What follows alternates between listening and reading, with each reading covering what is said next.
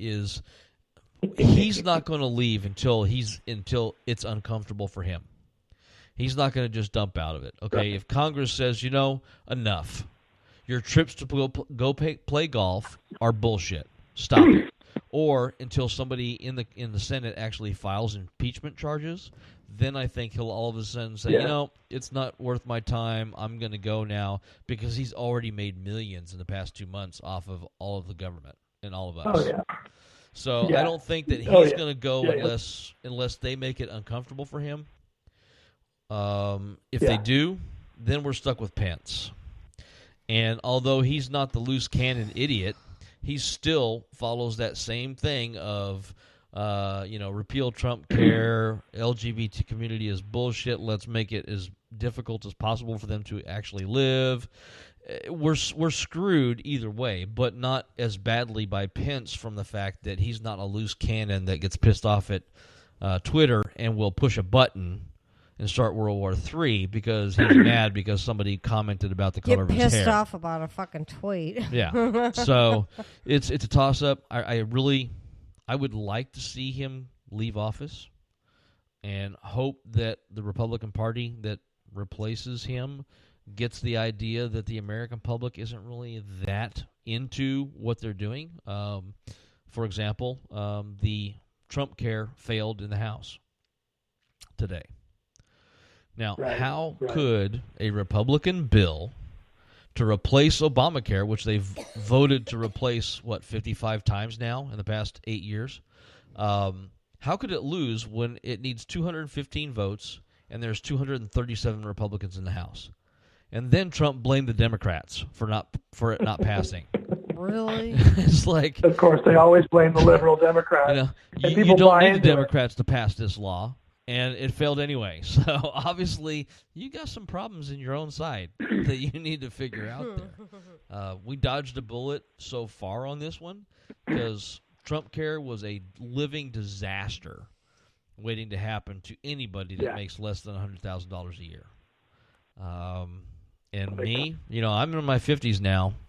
I didn't like the idea of my premiums going up by $14,000 a year. I wasn't looking, that's like, that's not very good to me. So, I don't know. I mean, none of us can really foresee the future. Well, one of our dogs can, but she doesn't really talk about it much. Can you blame her? No, not really.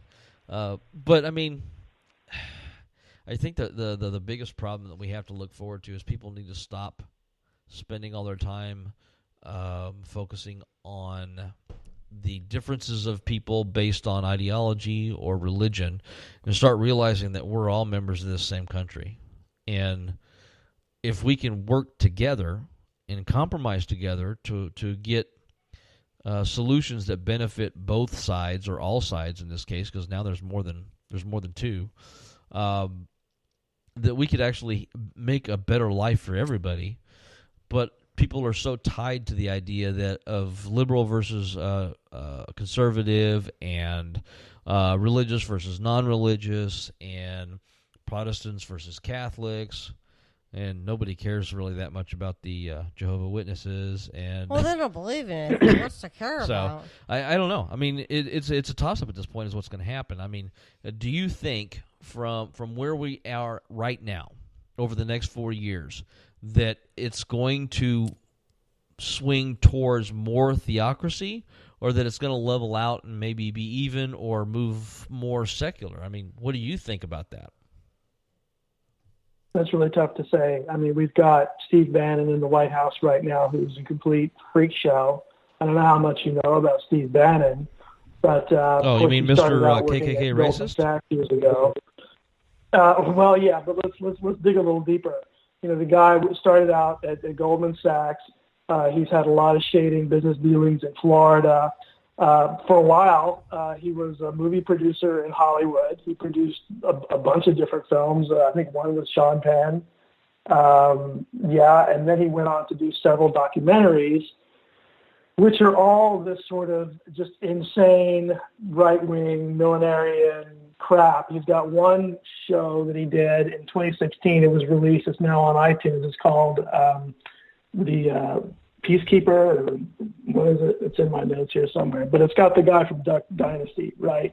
Oh, yeah, that what's guy. His name? Robertson.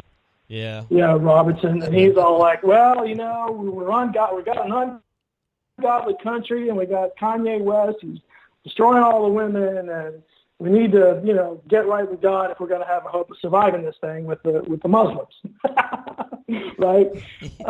Which is complete insanity. But Steve Bannon, making all these films, buys into it, and that sort of ties in with the whole evangelical end time scenario anyway, which is dangerous, really, because on the other end of it, you've got ISIS, which is 100%, let's take over the world. And by the way, you jerks in the West can just come right over here to this little town of Dabiq, which is outside Aleppo, apparently, which is a big plain, okay?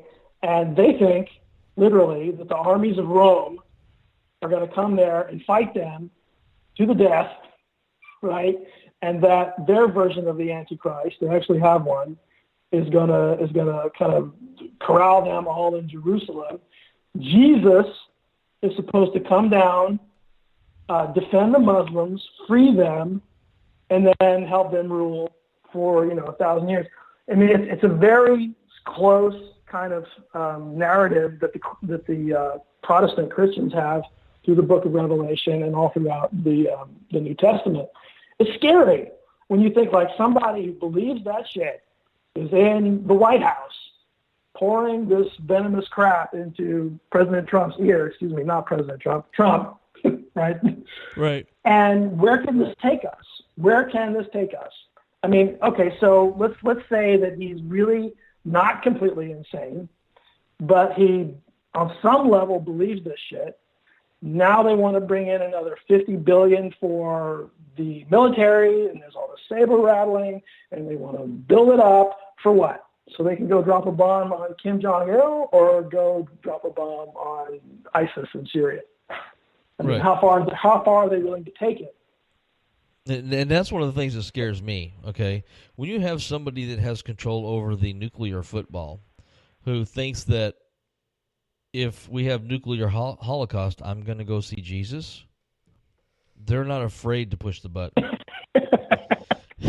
And that scares me more than anything because they should be afraid to push the button. Whoever has that nuclear football should not want to push that button, knowing that it could be the end of all life on Earth. But because you have some person who may believe that kind of crap of Revelations and that we're all going to go to heaven and, well, we're going to be, in hell having a party, but they're going to go up there and sing hymns and be really bored because it's going to be orgy and drinking in hell. I'm just all for that. But, but seriously, having somebody that believes that so much that they are willing to press the button just so they can go to heaven. Now you're talking about David Koresh. Now you're talking about Heaven's Gate. You're talking about Jim Jones. Where's the fucking Kool-Aid? Yeah, well, and that's the problem, is these people that are like that have no qualms about nuking another country just because they believe differently. And that frightens me because, that is a real threat. And the people on the real extreme end of things here in this country, they obviously have no qualms about it. You've got basically three large right-wing extremist groups in the United States, the racists, the anti-federalists, and the religionists. And according to one article I've read just recently from Newsweek, it's from February, right-wing extremists are a bigger threat to America than ISIS. And they cite as proof of this the fact that since 2002, U.S.-based right-wing militant groups have killed more people than jihadis on U.S. soil. It's not a lot. But it's 48 versus 45, according to this article. But it's significant to point that out. And now Donald Trump wants to basically say, okay, well, we're not going to target our terrorists anymore. We're just going to say, okay, we're going to go for Muslims only, and we're going to cut funding for any efforts to keep a watch on these homegrown extremist groups. That's scary. That's fucking scary. Well, these guys are out in the woods. What was the guy? There was a guy that lives in Maryland that actually purposely went to New York to kill a black guy. This just happened like last week. I saw an article about it today. So this guy from Maryland wanted to go kill black people, so he went to New York and he killed a black guy. And our administration, who is talking about how ISIS and Muslims are killing people in our country, not a word, not a peep that this Christian fundamentalist decided to go purposely kill somebody in a racially motivated attack. And that's the thing that scares me is it's okay. Let's you don't want to offend your white Christian people who are going and label the person as a white national terrorist, because that gets all of the white Christians against you for saying something like that. But it's okay to say, oh well, it was a Muslim terrorist attack at the in San Bernardino last year. Well, no, it was an American who happened to be Muslim, but it wasn't ISIS.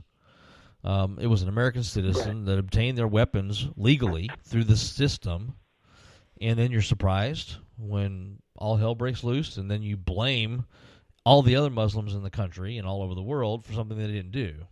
It's just, I don't know. I don't know where we're actually going to finally draw the line and say, enough of this. I would hope it would be sooner rather than later, for sure. Well, one can hope, but I don't think it's going to happen, especially with the media and the media is the other problem. Oh, I read this. It's a fucking blog. It's not even a blog. It's a meme. It's a meme that is inaccurate. There's no source. There's no fact base. Well, I read it. Well, that doesn't mean it's fucking true, idiot. It was on the internet. It's true. Oh. Yeah, okay. Whatever.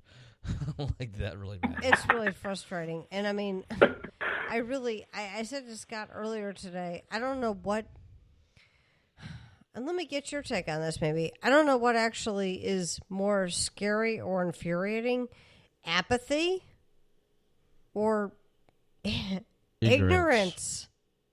Yeah. And there's those all play a role, but really I think that it has more to do with a sense of entitlement and a sense of, I'm safe over here. You guys go take care of that over there, and I'm not going to worry about it. It's that. It's a sense of isolation, or not the sense of isolation, but it is the isolation itself. It's like my brothers and in-laws and aunts and uncles who live in suburban Atlanta, right? Don't worry about what's happening everywhere else. They just want the wall up so they feel safe. Yeah, because those people, the folks down there in Mexico aren't like throwing stuff over the existing walls or tunneling under the existing walls like, or flying planes over the tunnels. existing walls. If you can't go over, you can go under. Get a clue. Yeah, it was just a couple of weeks ago. They found an actual. They grabbed a catapult that was built on top of the wall. Has that was nobody launching watched marijuana over the wall. It's like you can build, and there was a Mexican senator, I think, or some sort of politician that actually went to one of those 30-foot walls and climbed up and sat on top of it, and was like, "Your wall's not going to stop anybody." But let's go ahead and spend billions of taxpayer dollars, the same one that could actually help fund healthcare, and put a big old huge wall across the southern border. Because the Gulf of Mexico and immigration from Mexico. Yeah, the Gulf of Mexico and the Pacific Ocean from Mexico into California. Yeah, that wall's going to stop that. Really? Is that what we're going to do? The show weeds and the show especially at a time when the immigration is down or flat. So what is that really about? I mean, are people in Arizona really going to feel that much more secure with a wall? No. I'm honestly. I mean, in 2012.